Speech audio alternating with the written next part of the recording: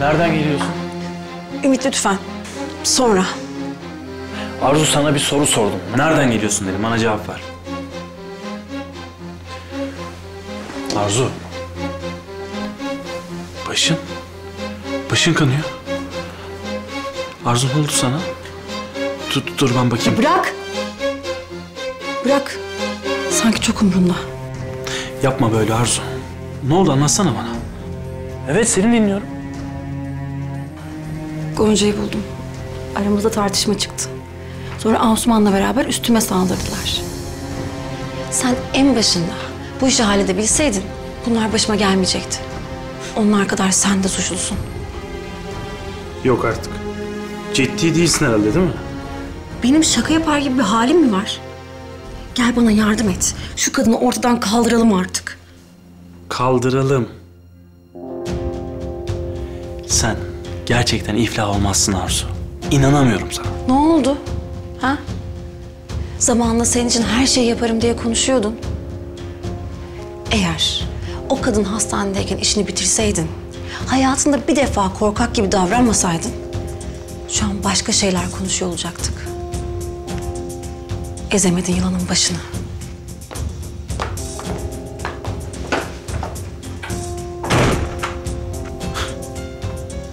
İsteklerinin sonu yok ki. Hiç değişmeyeceksin Arzu. Hiç.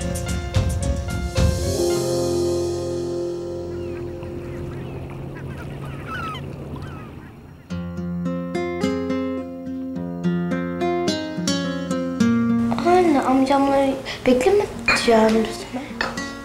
Anneciğim, amcanların şimdi tamirat işleri var ya. Halletsinler gelirler. Hadi siz soğumadan sıcak sıcak için çorbalarınızı.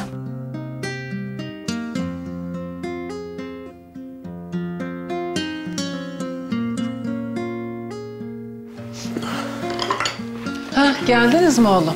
Hadi oturun sofraya. Ne yaptınız canım? Halledebildiniz mi pencereleri? Hallettik canım, hallettik. Rahatça kapanıyor artık. Oh iyi bari.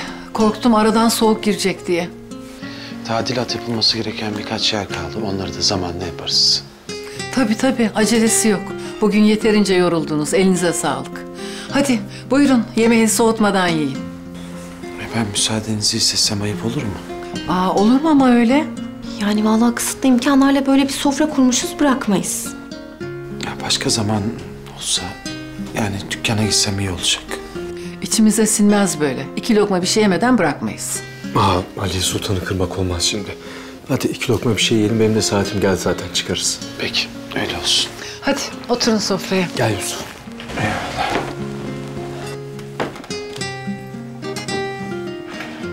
Yaşasın. Yusuf amca bizimle yemek yiyecek. Hadi afiyet olsun.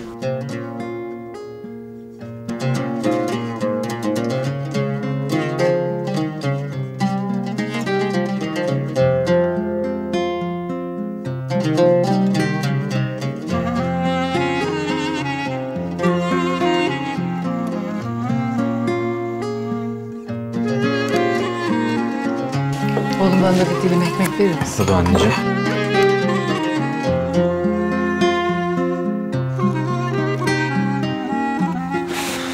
Nerede kaldı bu kız ya? Bayağı gecikti.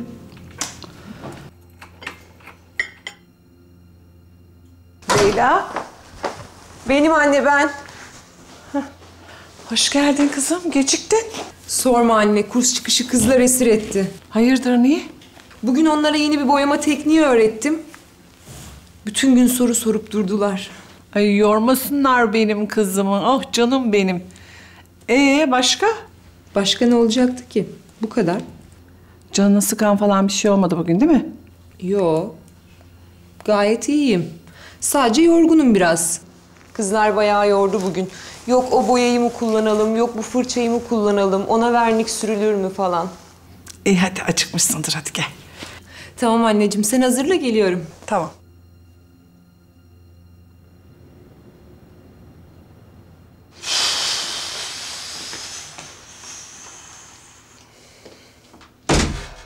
Nasıl satayım, bu nedir ya? Vallahi billahi ben böyle yemek yemeye devam edersem var ya, yemin ederim çok kısa zamanda 100 kiloya ulaşırım ha. Hayır yani. Bir insanda dur noktası olur değil mi? Yok. Ağzıma yemekleri tık tıkça tıkıyor, tık tıkça tıkıyor, tık tıkça tıkıyor anasını satayım ya. Ya hayır, istemiyorum cevabından da anlamıyor be. Üf, tostları ağzıma üçer beşer tıktı be. Ay. 2 dakika şurada kafamı dinleyeyim ya. Vallahi billahi bir günde soğudum hatundan ha. Ne Allah'ım yarabbim ya. Berbat pijamalı lan, bunlar giyilir mi hiç be? Sanki 60 yaşında adamım ya. Şu rugan terliğe bak. Kösel ayakkabı gibi ya. Ay vallahi billahi her şey ayrı ayrı üstüme geliyor ya. Çıldıracağım be bu odanın haline. Sanki başkasının odasında yaşıyorum ya. Yok mumlar, yok abuk subuk kalpler, yok tüller. Bu nedir ya? Lan. Bir dakika ya. Benim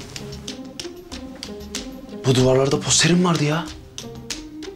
Nerede benim araba posterlerim? Allah Allah. Kocacığım, yemeği yer yemez girdin içeri. Niye gelmiyorsun yanıma? Hiç, biraz dinleniyordum Ayla burada. Dinlen tabii de. Bak, hala pijamalarını giymemişsin ama. Ya hala eskiler üzerinde. Ya diz yapmış artık, çıkar onları. Ay cana gelecekler vallahi. Allah Allah. Ne arıyorsun? Ya benim duvarlara asılı araba posterlerim vardı, onları bulamıyorum. Ben kaldırdım onları. Nasıl yani ya? Neden? Ay ona canım öyle çocuk gibi. Ergen bir erkek değilsin sen artık kocacığım. Evli bir adamsın. Hem odanın atmosferine de hiç uymuyordun. Ya ne diyorsun sen Ayla? Ne saçmalıyorsun? Ya ülkede evli adamlar odalarına poster asamazlar diye bir kanun vardı. Benim mi haberim yok? Çok istiyorsan çiçek böcek manzara resmi falan asarım. Ay sıkma sen canını kocacığım. Nerede posterler? Şurada çekmecede.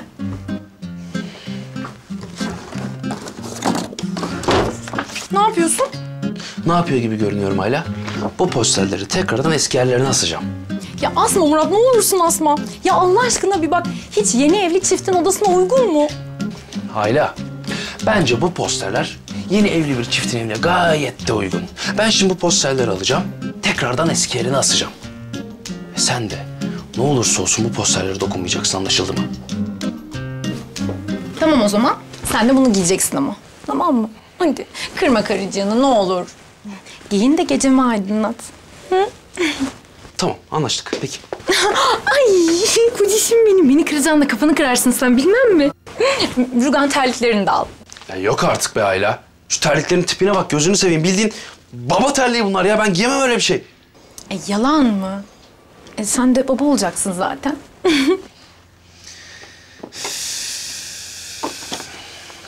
Aa, nereye gidiyorsun? Dursana, yabancı değiliz. Burada değiştirsene. Yok canım, yok. Olmaz öyle şey. Ay, kaslarını mı benden esirgeyeceksin yoksa? Hı? Ben içeride giyineyim en iyisi. Allah'ım yarabbim ya, Allah'ım yarabbim. Sen bana sabır ver. Ha bu nedir ya? Resmen bir kızın elinde kuklaya döndüm be. Hayır yani her şeyi tamam da. Ya bu pijamalar nasıl rezalet bir şey ya? Ulan ben bu hallere düşecek adam mıydım be? Ben bu hallere düşecek adam mıydım be? Ay ay.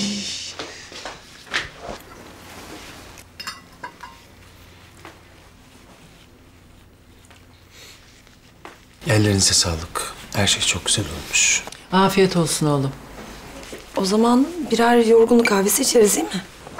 Yok yok, ben almayayım. Bana fazla gelir şimdi. Teşekkür ederim. Bir çay koyalım. Zeynep'ciğim gerçekten çok teşekkür ederim. Dükkana gideyim artık. Tamam o zaman. Daha fazla işinden etmeyelim seni. Estağfurullah. Elif'ciğim. Bir an önce iyileş artık, tamam mı? Tamam Yusuf amcam. İnci, bak Elif ablan sana emanet, tamam mı? Gözüm gibi bakacağım. Aferin. İyi o zaman müsaadenizi istiyorum ben. Dur. Ben de ceketimi alıp hemen geleyim. Tamam Selim. Kızlar, hadi siz de odanıza. İyi geceler Yusuf amca. İyi geceler.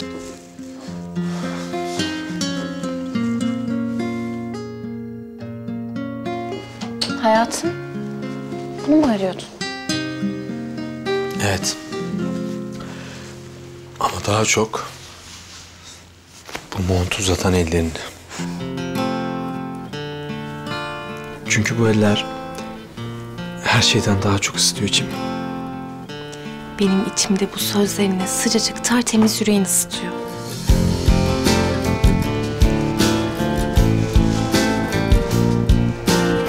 Canım, bak bugün zor bir gün geçirdik. Aklım sende kalacak. Dikkat et, tamam mı? Merak etme bir tanem. Sen beni beklediğin sürece ben hep geleceğim. Artık hiçbir şeyin bizi üzmesine izin vermeyelim, olur mu? Başımızda bir çatımız, yuvamız diyebileceğimiz bir evimiz olmasa da mı? Kim demiş yok diye? Benim evim sensin.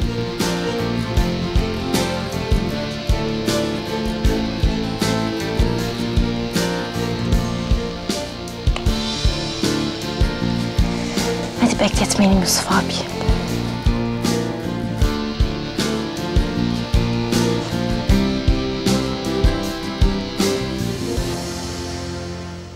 Her şey için çok teşekkür ederiz. Çocukluğumun geçtiği bu evi yeniden yaşattığınız için asıl ben teşekkür ederim. Hazırım ben, hadi çıkalım.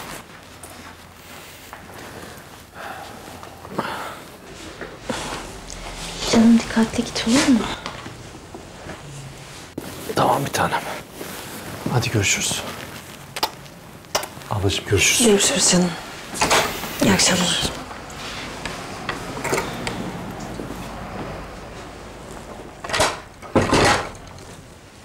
Hadi bakalım.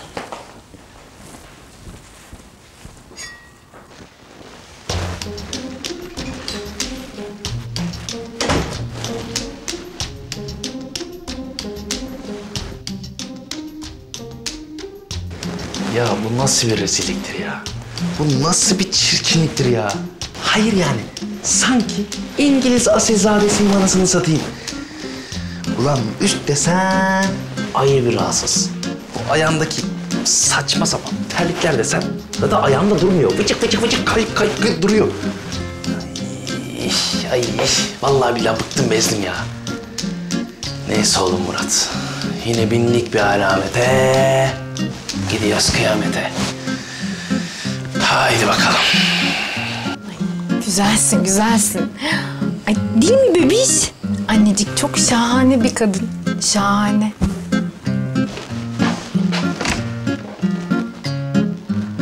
Aa, kociş.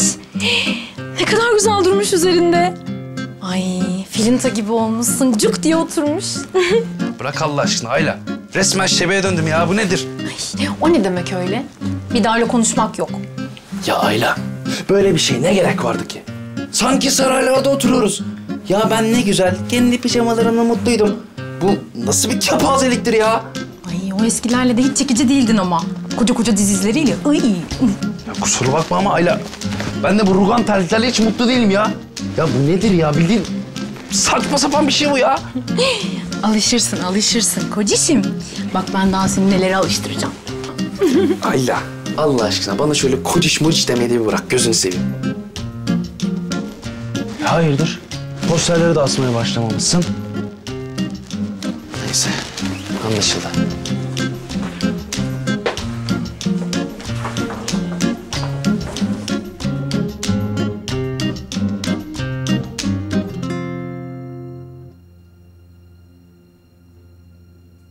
Allah bin kere razı olsun.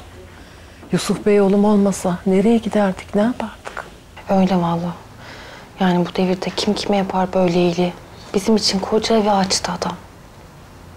Yani Elif daha kötü olabilirdi. Hastalıktan asla kalkamayabilirdi. Ay yani insan hiç mi düşünmez ya? Bari Hanım yaptıklarını hala aklım almıyor benim. İşte kızım, böyleleri her zaman olacak. Ama bak, çok şükür Rabbim karşımıza Yusuf oğlumu çıkarttı.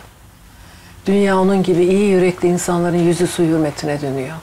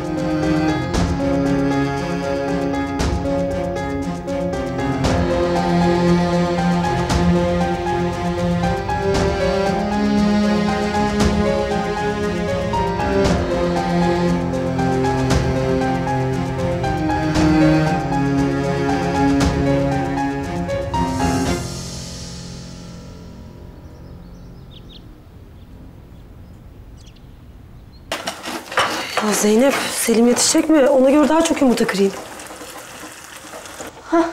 Geldi abla. Ay çok acıkmıştır şimdi. Olsan kır bir yumurta.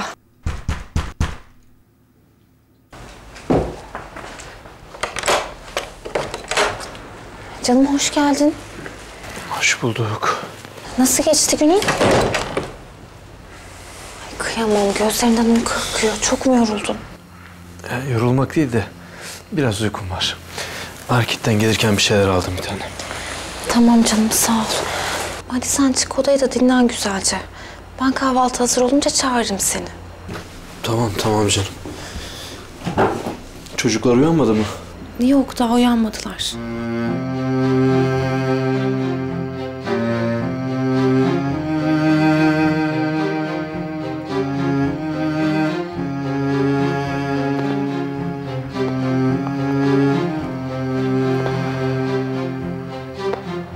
Maşallah.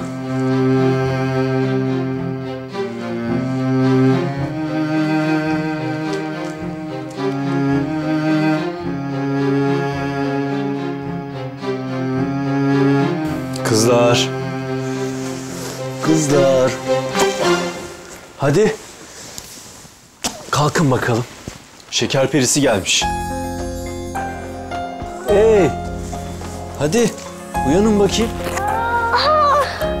Al çikolata. Teşekkür ederim amca. Ne zaman geldin? Şimdi geldim. Ama beni karşılamaya gelen yok bakıyorum da. Uyuyan güzeller sizi. Çok tatlı duruyor.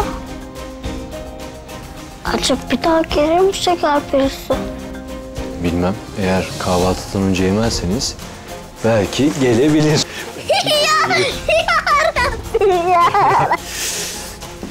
Bakacağız. Seni. Oh. Kalk bakayım. Sen nasıl oldun, bir tanem, iyi misin? İyileştim. Hem de çok mutluyum. Bu ev çok güzel. Sıcacık. Ben burada artık hiç hasta olmam.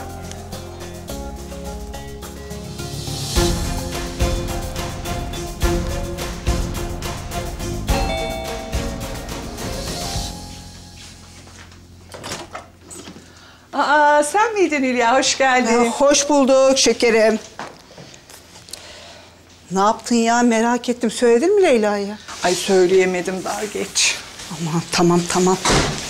Sen söylemesen de kendi görmeyecek mi sanki Fevziye? Bari söyle bir an önce de kızcağız şok olmasın ya.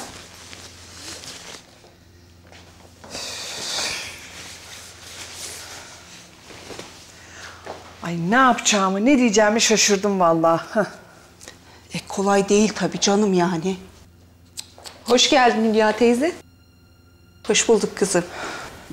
Hayırdır anne? Ne konuşuyordunuz fısır fısır? Yok, aslında öyle önemli bir şey değil. Şu eski komşu. Yeniden taşınmış da mahalleye. Eski komşu? Canım, şu Nazif Bey var ya rahmetli, onun oğlu Yusuf.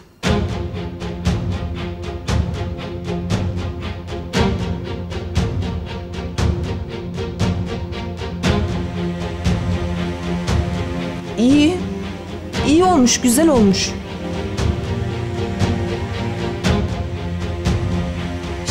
Ben bir kahve koyayım.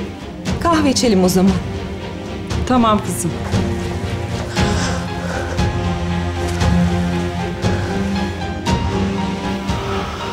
Ah yavrum, ah.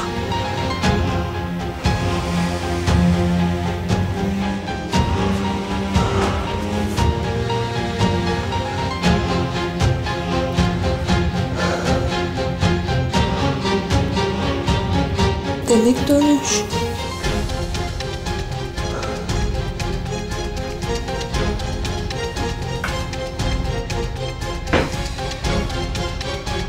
Ya. Bakma sen öyle durduğuna. Üzüldü ama belli etmemeye çalışıyor. Kolay değil tabii.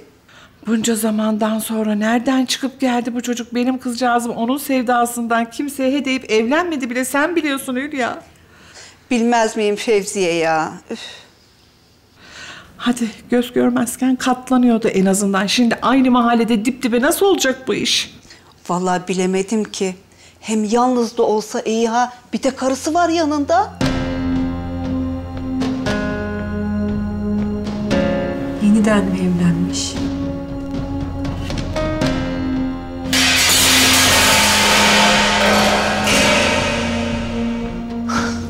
Leyla. Kusura bakmayın. Benim acil derse gitmem lazım. Tamam kızım. İyi mi ettik Hülya?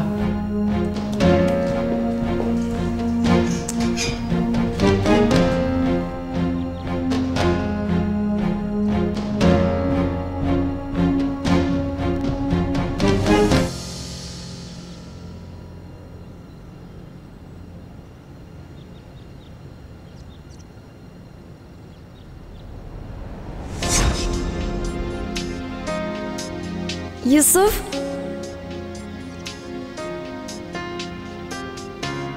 Niye çağırdın beni buraya?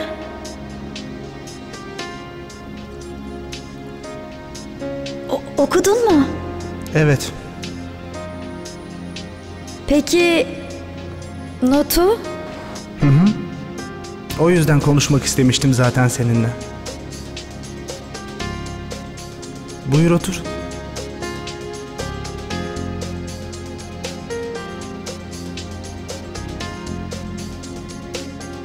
Dinliyorum. Bak. Leyla. Bana bunu verdiğinde öylesine düşünülmüş bir hediye sanmıştım. Ama değilmiş. Ben aslında yüz yüze söylemek istemiştim ama cesaret edemedim. Leyla, bak.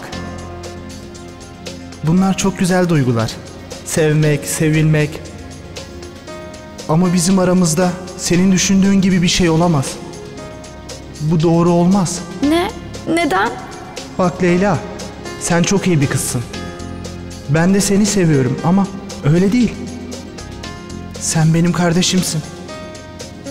Arkadaşımsın. Bunun sende kalması daha doğru olur.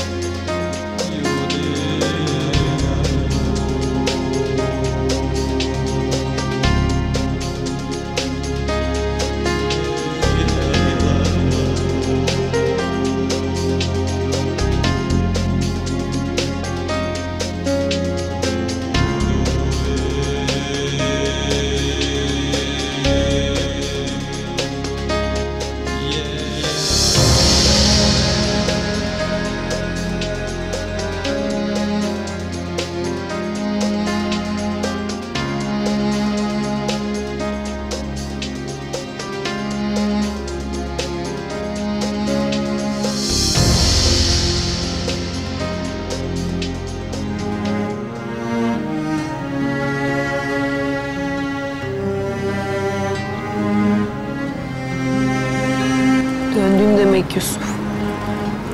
Hem de karın ve çocuğunla. Bu manzarayı ikinci kez de görmek varmış. Ben bunca yıl bunun için mi bekledim seni?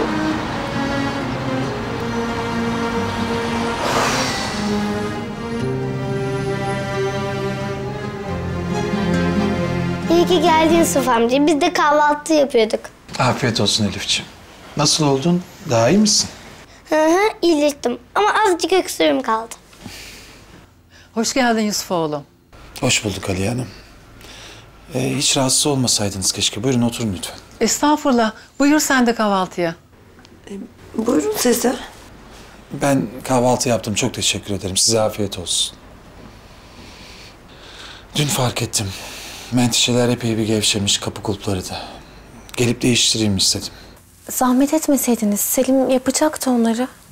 Selim zaten sabaha kadar çalışıyor. Yani bir de onunla uğraşsın istemedim açıkçası. Sağ olun. Gerçekten ne desek boş. Bir de gelirken çiçek aldım.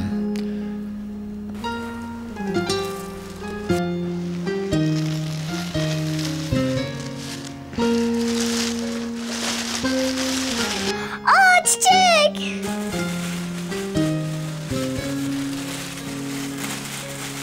En sevdiğimden mor. Annem çiçekleri çok severdi. Pencerenin kenarında rengarenk çiçekler olurdu. Ne bileyim öyle görünce işte dayanamadım aldım. Çok teşekkürler.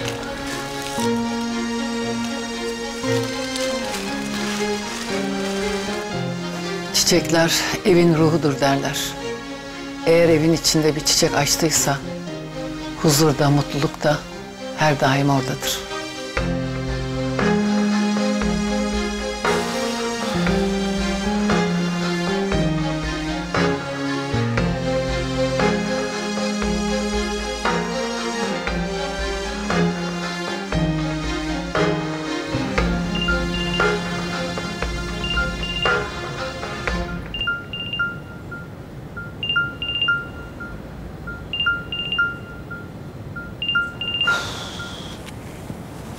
Alo? Alo. Leyla'm kızım iyi misin?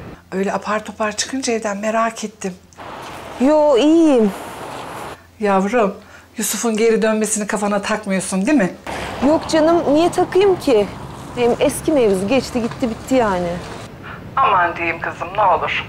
Hem sen onu çoktan unuttun zaten değil mi? Bak ne güzel çalışıyorsun, ediyorsun. Hiçbir şey dert etme kendine değil mi kızım? Niye dert edeyim anne? Aynen dediğin gibi. Tamam sen düşünme beni. Unutamamışım anne. Unutamamışım. Geri dönmez.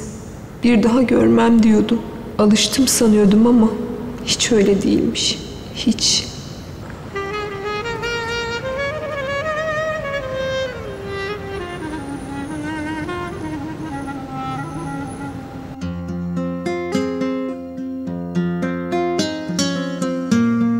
Anne biz de sulayabiliyor muyuz?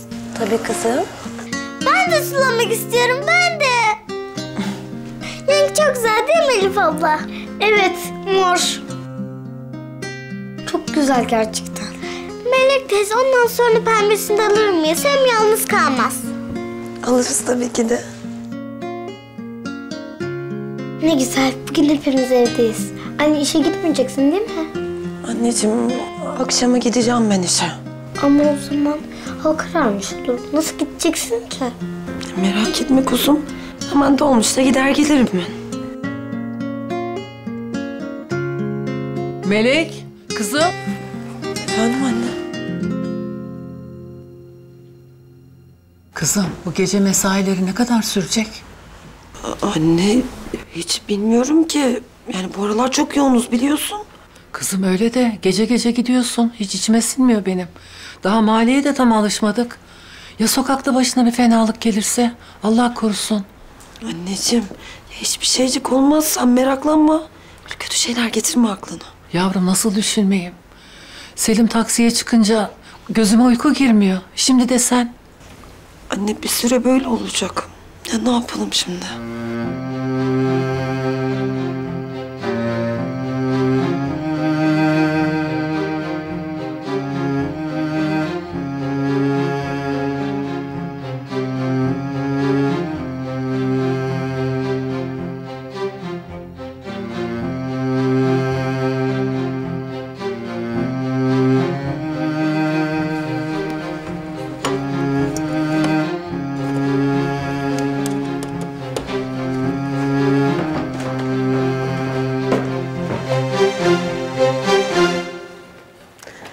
Kolay gelsin.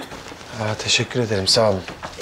Çay, kahve içecek bir şey alır mısınız? Yok yok, hiç zahmet etmeyin. Teşekkür ederim. Ya siz bize evinizi açsınız. Bir de üstüne üstlük bizim için yoruluyorsunuz böyle. Hiç zahmet olur mu? Estağfurullah, olur mu öyle şey? Ben açıkçası halimden memnunum. Hem sizin sayenizde baba ocağım yeniden tutuyor. Yani bu bahaneyle de birlikte evi de gözden geçirmiş oluyorum. Yani biz zaten yapacaktık ama... Biliyorum. Bu eve benden daha iyi bakacağınızdan da eminim. Ama ne bileyim, kendimi iyi hissediyorum. Böyle annemle babamı yad eder gibi oluyorum. Ben sizi daha fazla alıkoymayayım. Kolay gelsin. Sağ olun, teşekkür ederim.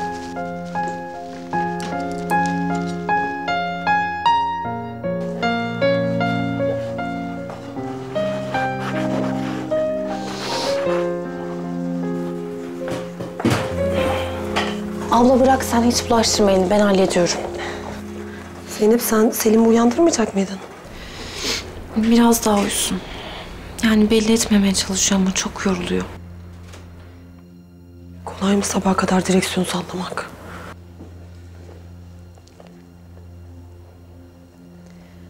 Abla, ya ben diyorum ki hani ben de mi çalışsam? Ha? Hem sana hem Selim'e destek olurum. Olur Zeynep'ciğim, okulun bitince çalışırsın sen de. Yok, yani ben daha kısa vadede yapabileceğim bir işten bahsediyorum. Nasıl yani? Yani atölye gibi mesela. Sen bu ara işler çok yoğun demiştin. Hani patronla bir konuşsan, tam sırası. Belki eleman açığı falan vardır. Yani Zeynep, ben sormasını sorarım da. Ya dediğim gibi atölyede işler çok yoğun. Hem senin okulun var. Yani ikisini bir arada idare edemezsin. Evet de benim okulum bu ara çok yoğun değil ki. Hem çift vardiya nasılsa olmadı gece vardiyasında çalışırım. Ya bilmiyorum ki Zeynep. Hem son yaşananlardan sonra Selim sıcak bakmayabilir buna. Yok abla, yani o iş başka, bu iş başka. Hem sen de atölyede çalışıyorsun, ne diyecek ki? Ya bilmiyorum işte, istemez belki. Yok ben konuşurum onunla.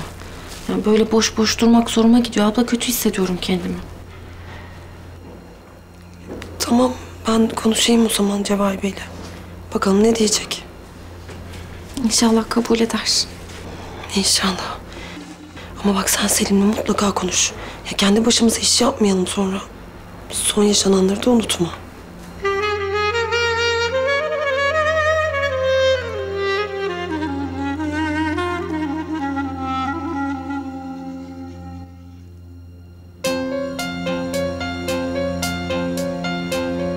Burası hakkında güzel hayallerim var. Merak ettim doğrusu. Buraya satış mağazası yapalım diyorum. Yani lokasyonu çok iyi. Ahşap, farklı bir havası var. Müşterisi bol olur buranın. Bu işten anlıyorsunuz Arzu Hanım. Ama bu kitap kurdu kuruttu burayı. Neymiş? Kitap satacakmış. Biz de kurutmasına izin vermeyiz o zaman. Bu arada Arzu Hanım, geldiğinizde de dikkatimi çekti de bu kaşınızdaki ciddi bir şey değildir inşallah. Ay yok. Yok, küçük bir kaza sadece. Çok geçmiş olsun. Bu arada o bant bile güzelliğinizden hiçbir şey kaybettirmemiş. Hani daha farklı bir hava katmış size. Nasıl desem? Gizemli.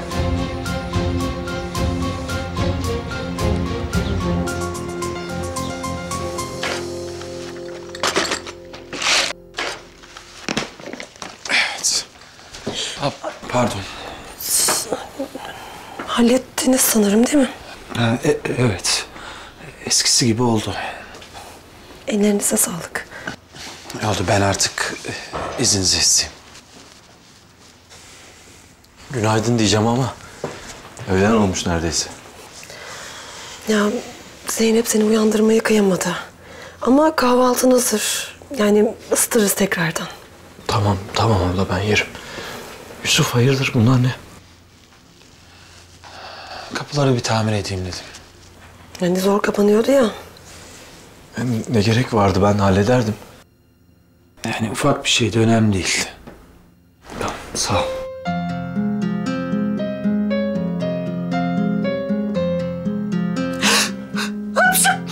Çok yaşa Tülay.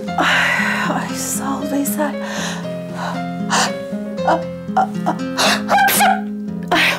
Allah Allah. Ne oldu sana böyle ya? Ay bilmiyorum ki Veysel. Tabii. Bütün gece dışarıdaydık. Üşüttün tabii. Ay vallahi doğru söylüyorsun. Ay hele o parkta yürüdük ya. Ay orası ne kadar soğuktu öyle Veysel. Böyle rüzgar içime işledi. Ya bu çifte kumrulara baş başa bırakacağız diye resmen İstanbul turuna çıktık ya. Keşke erken gelseydik. Önemli değil canım, yani 2 dakika hapşurdum, ne olacak? Ha Veysel, neyse canım, ben şimdi çocuklar uyanmadan şöyle güzelce kahvaltımızı hazırlayayım. Ha, sahi ya, onların sesi soluğu çıkmıyor, uyuyorlar hala. Ha? Sen de hazırsın, ben o zaman hemen gideyim. Dur. Ben geleyim, yardım edeyim sana. Aa!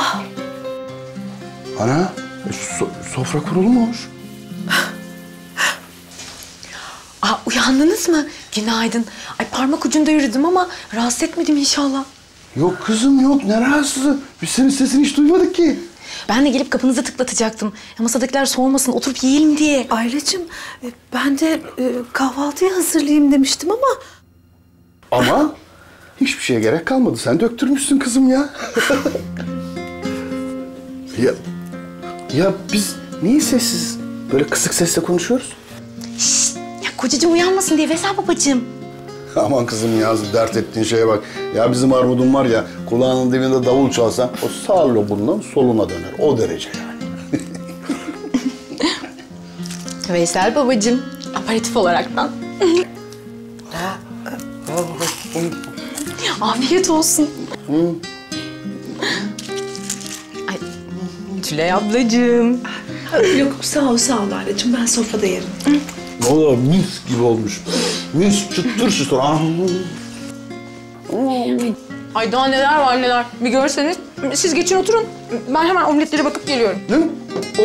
Omlet. Omlet mi? Omlet dedi. Omlet dedi, o dedi. Şuraya bak ya, şuraya bak ya. Vallahi 5 yıldızlı otel kahvaltısı gibi olmuş ya. Vallahi muazzam bir gelinim var benim. İyi ki gelinim olmuş ha. Vallahi çok amarat. Günaydın Murat'cığım. Günaydın. Sen beyefendiyi tanıyabildin mi? Ha? Bizim Armut değil mi? Bırak Allah aşkına baba, yapma gözünü seveyim ya. Şu düştüğüm hallere bak. Oğlum ne dalga geçmesi ya. Bak bak bak. Bak Ayla kızıma bak. Nasıl sofralar hazırlamış. Nasıl güzel şeyler yapmış. Görüyor musun bak? Ha? Murat'cığım baksana Ayla ne kadar güzel şeyler yapmış. Ben de mutfağa gideyim, ekmeklerimizi getireyim.